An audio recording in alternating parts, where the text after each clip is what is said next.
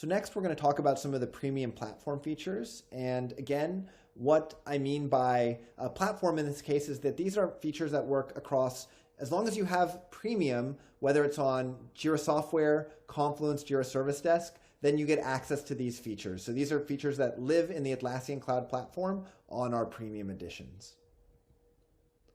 So the first feature I want to talk about is Admin Insights, which are special dashboards for administrators that show you how many active users you have in any Jira instance. So in order to find this feature, you'll need to drill into the admin panel. You'll go to your organization, then click into Security, and scroll down to Insights.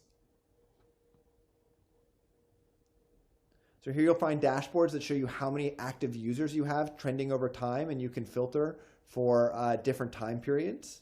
So here I can see, there's a test insight. I don't have a ton of active users here. And this shows you of people who have access to your site, people who can potentially use your Jira site. It shows you how many of them are actually actively using that Jira site. So in this case, I only have 11 of the 58 people who have access to the site are actively using it. And so I may want to think about reassigning some licenses.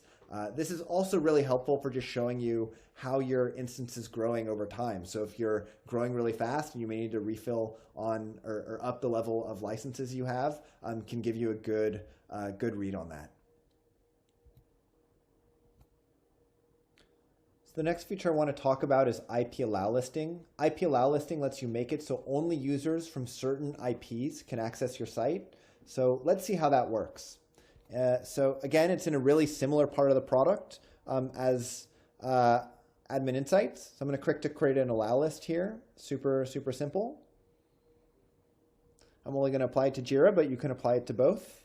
Any site you have a premium license for. I'm going to put just a sample IP address in there. Then I'm going to turn on the allow list. And I'm just going to show you what it looks like to try and access my site when I'm no longer from a specified IP. So can't access the site. Pretty simple, right? And you can toggle the allow lists on and off just like that.